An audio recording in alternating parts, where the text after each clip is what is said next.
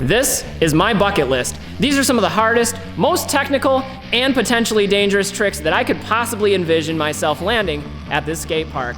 Now today, that's what the session is all about. We're gonna try to check off as many of these different bucket list tricks in one single session. I'm Butch Lehman of Roll, Minnesota, and I invite you to join me for the battle. Let's roll the intro.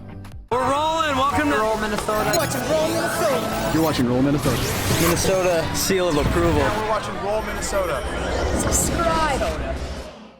All right, so the first trick on my bucket list that I want to start with is full alley-oop porn up on the sub box, then drop down to 0 switch top porn on the quarter pipe. Now this one is really technical. It's a spin trick, but it's also a right-footed, left-footed trick, so it has that technical dexterity of both feet. And this one is gonna take a long time. That's why these are on my bucket list, is these are all tricks that are a bit ambitious for me. These are not like one and done type of tricks. So we're gonna warm up at this one. I like starting with quarter pipes. I feel like they're a little bit safer. I'm also a bit more comfortable with them. And it's a great way to work into your jumping legs, but we're in for a battle. Let's start it.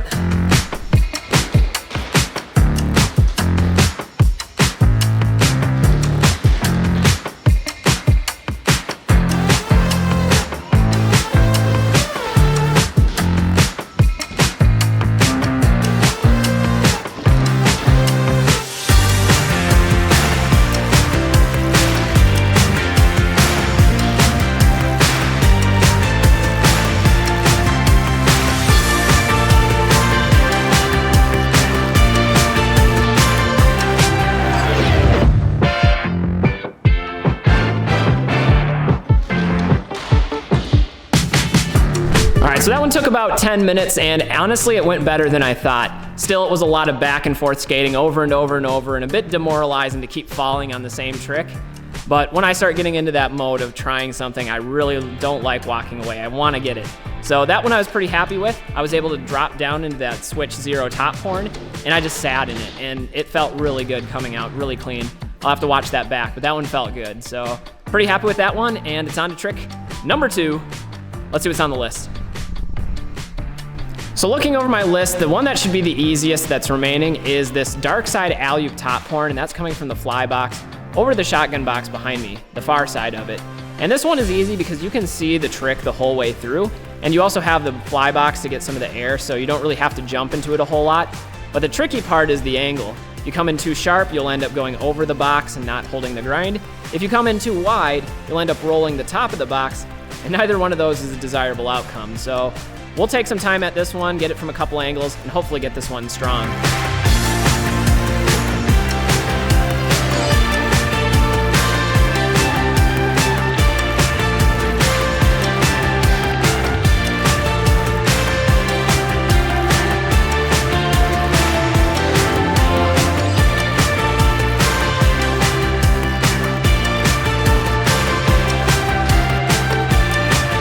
That one actually took a few more tries than I thought it would. It was hard for me to just get it perfected, and there were many actually that I landed, but I just wasn't feeling real good about them, so hopefully the ones that I included in this video are at least clean enough that we can feel proud about it.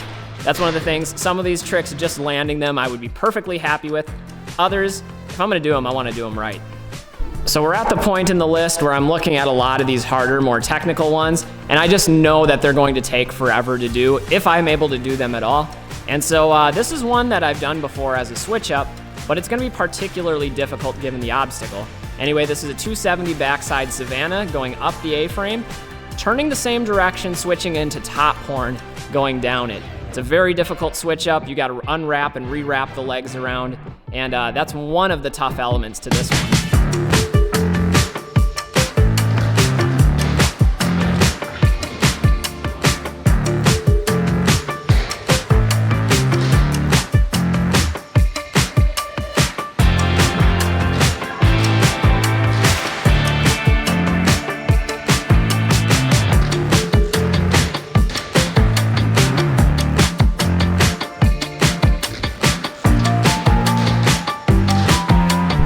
Oh my God. All right, well, I'm gonna be honest with you guys. I'm not very happy with that landing. I came out forward, I like stomped off, and you know, it was a land and it was good enough. Even the switch up was a little bit slow. My back foot got there late. but I battled that one for a long time. I think my camera said like 28 minutes at that one. And I don't take a lot of breaks while I'm skating, while I'm filming. It's just back and forth, maybe grab a drink. It feels good to be done with it. The space, definitely the most difficult part of that was just how quickly that approaches. So I'm gonna take it. That one's gonna be one for the books, but someday, I'm gonna come back and I'm gonna do that one better. All right, well, I've convinced myself that this next trick will be easier if we bring it back to the quarter pipe, and that is where I feel the most comfortable, but we're gonna use both levels here. The trick idea is to do 360 topsole, switch, going in this direction, and then transfer up to regular footed, right-footed sole, up on the top of the sub box, then jump back in. The tricky part of this one is gonna be getting locked and have my balance enough on that switch topsole that I can jump up to the next level, but if all goes well, we'll use both levels and we'll check one off the board.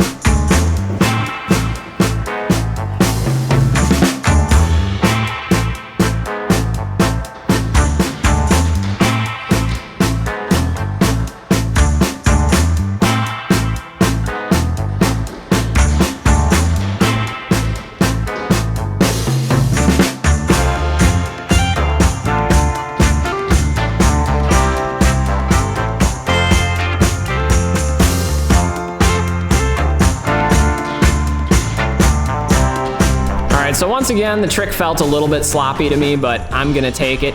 I put a lot of time into that one, a lot more than I thought. I think it was like 15, 16 minutes on that one of just hard quarter pipe skating.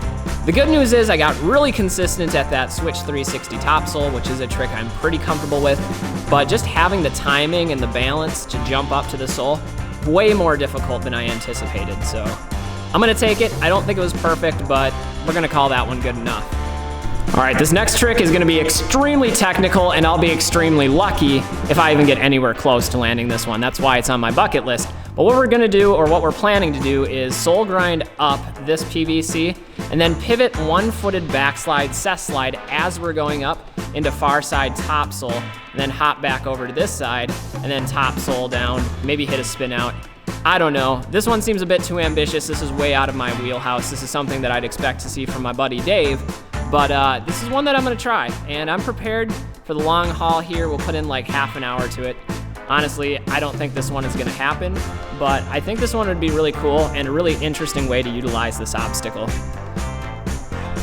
Here we go, guys. The battle begins.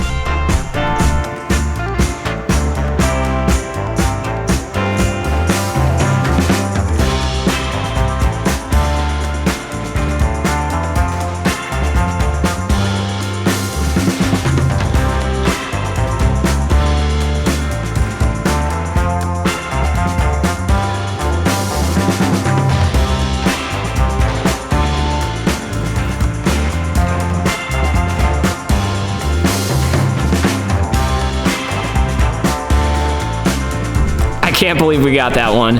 I am so stoked on that. Again, it's maybe not the most impressive looking trick out there, but this is probably the most technical, time-consuming trick that I've ever done here. I put in 48 minutes into that one single trick as I was watching the Vikings game. It was wild. I'm just really happy I got that one. My legs are starting to get buttery, but I'm kind of juiced and motivated now, so we're gonna keep going on with the list. I think that was trick number 4 on the list. And there's still more, so we're gonna see what else we can get. This is the last one that I want to attempt today. I'm feeling pretty beat up, but the idea is to go from here to there and spin around one full 360 into topsole. Now, I'm not sure how I have this one labeled on my list. I think I just had it written as Hurricane Topsole Transfer from the fly box over to the far side of the shotgun box. And this is one that I've had in my mind for a while. Back in the day, I remember watching Ben Weiss do this trick at the Jeff Howard Invite competition at Summit Skate Park. They had a really sketchy rail set up with a little transition leading up to it, and he did that Hurricane Topsole far side, and I was wowed by it. So as soon as I saw this setup and the possibility of it, I thought about Ben, and rest in peace to Ben. I think this is a great way to commemorate for him. So if I'm able to do this one, I'm dedicating it to Ben Weiss. But this one is really scary for me. Don't get me wrong, this one's gonna be tough. It's the last one though, so let's make it count.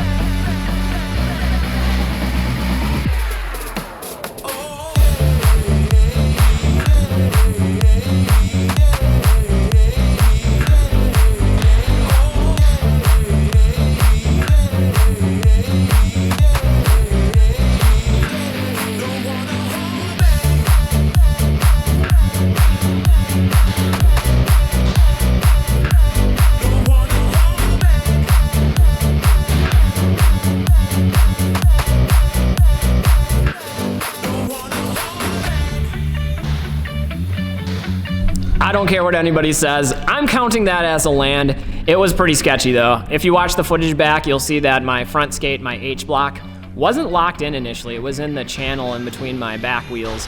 But it eventually found its home. It found where it needed to go. And everything else about that worked out beautifully. So I'm happy that I stuck with that one. And I'm really glad I got that one done. But I do feel obligated at some point to come back and do it a little bit better. Still, that's gonna wrap it up for this session. I think that was a good way to end it. So tired. I need some food. My legs are like shaking, my hands are shaking. The camera's probably shaking, but that's the sign of a good session. Anyway, guys, this was a lot of work specifically for the 5 tricks that I was working on in this video. I still have a bunch more on my bucket list, and that's something I would strongly encourage all of you to do, is also generate a bucket list of skate tricks every time you go to a skate park or to a session, to have those in your back pocket. It keeps us from stagnating. And don't get me wrong, you don't have to come into a session like I did with exclusively tricks that are extremely difficult. You can warm up to them, you can still go through your regular arsenal, but having those things to stretch yourself, to get more technical, to continue to grow and progress in the sport is something that I think is important. Keeps the game fresh, keeps it interesting. Anyway, guys, I'm Butch Lehman of Roll, Minnesota. Thanks for sticking around with me for this video, and we'll see y'all with the next one. Till then, remember to stay safe, stay healthy, and get out there and do some rollerblading. Peace, everybody.